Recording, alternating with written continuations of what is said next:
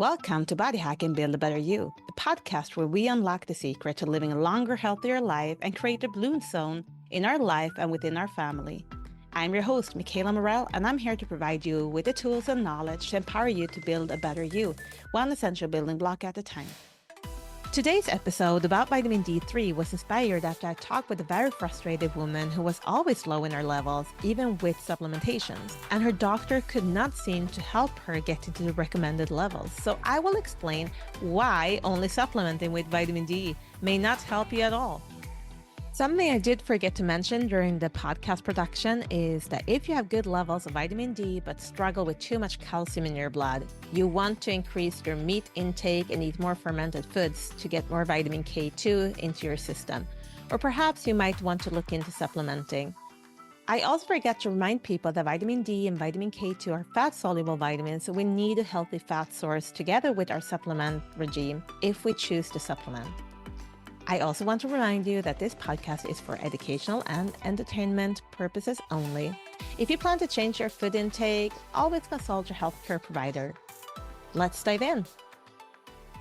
Hi, welcome to my podcast, Body Hacking, Build a Better You.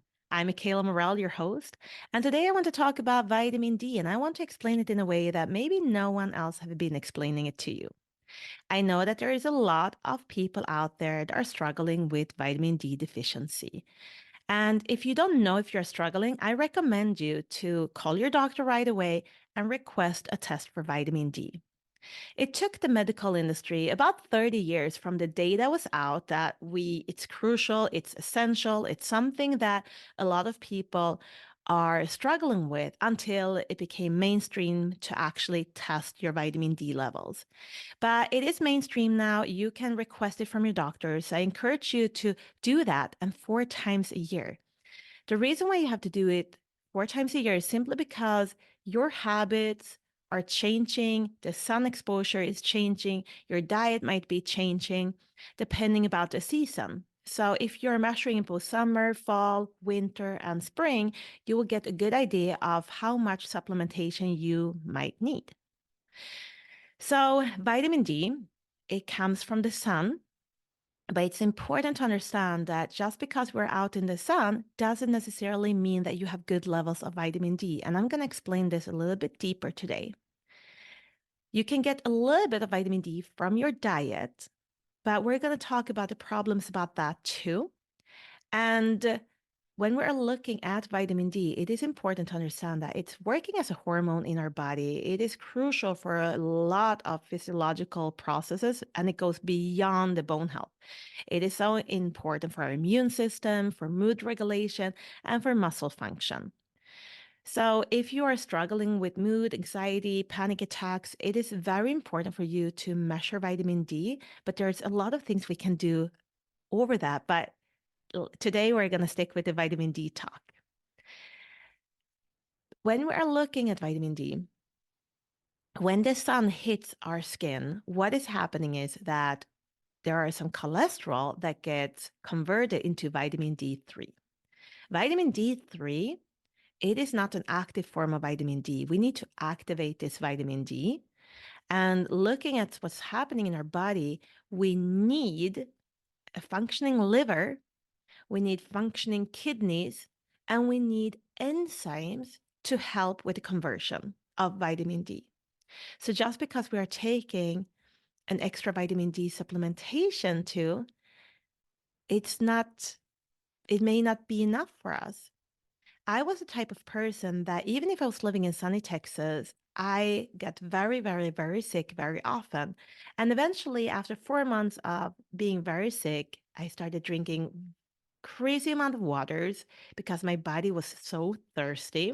I ended up in the ER. They tried all of different types of blood work. They did MRI on my brain because they were thinking I might have a tumor that was causing my extensive thirst. The only thing they could find was that I was completely empty on vitamin D. I did not have any basically in my body and was not in good health at all. Correcting this, the doctors gave me 20,000 EU to take 2 times a day. But no one told me anything more. what did I wish they would have told me? With the knowledge I have today, I wish they would have told me, Michaela, this vitamin D3 that we're giving you is inactive. It needs to get activated in your body. What do you need to activate it in your body? First of all, you need a good microbiome. You need a good gut health. You need a healthy gut lining. And you need magnesium for the process when you're absorbing it in your gut. So for having a good absorption in the gut, you need these three components. And if your gut health is not working, if you do not have any magnesium, then you're more likely not going to have any benefit from the vitamin D3 or very low absorption rate, causing us to have to write you these subscriptions for having a very, very high intake of it versus making sure that if you are taking magnesium, if you are having a good microbiome, then you don't need that crazy amount of vitamin D3. So let's talk more about vitamin D3 and magnesium. Magnesium is actually a crucial part when we are activating the vitamin D3 from an inactive form to an active form. And maybe no one had been talking about it, but I found the vitamin D supplementation that actually have 4 strains of magnesium in it from all natural sources. And what I love with it is that today I am taking less than 2,400 EU myself, and every vitamin D test I take shows perfect levels. Perfect levels. And of course, I have corrected my gut health. I have done a lot for my health.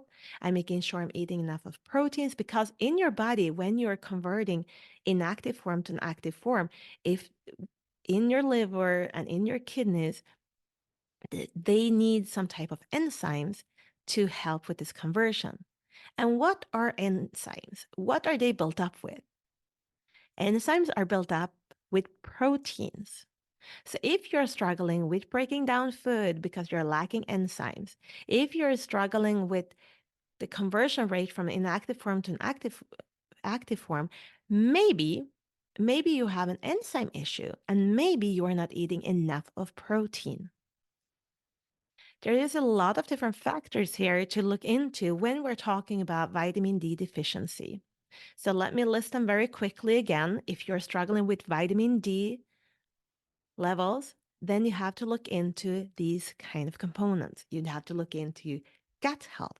You have to look into your magnesium intake. You have to look into your protein intake.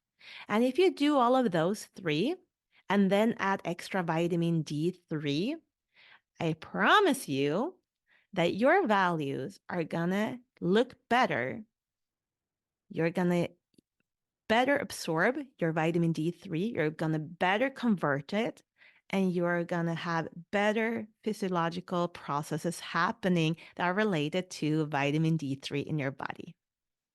If you think that this episode taught you something new, please share it with someone that you love. I think that together we can help educate this world, and every single person that listens to my podcast, I wish that you are going to stay here with me, learn more so that you can create a blue zone within your own family. So bring this education with you and share it with someone. I'll see you next week. Bye-bye. If you enjoyed today's episode, I encourage you to do one thing for me. Think of one person you want to share this podcast with and copy the link and send it right away. Thanks for playing an important role in the Blue Zone community. And if you want to keep on building a better you, one essential building block at a time, hit that subscribe button. See you in the next episode.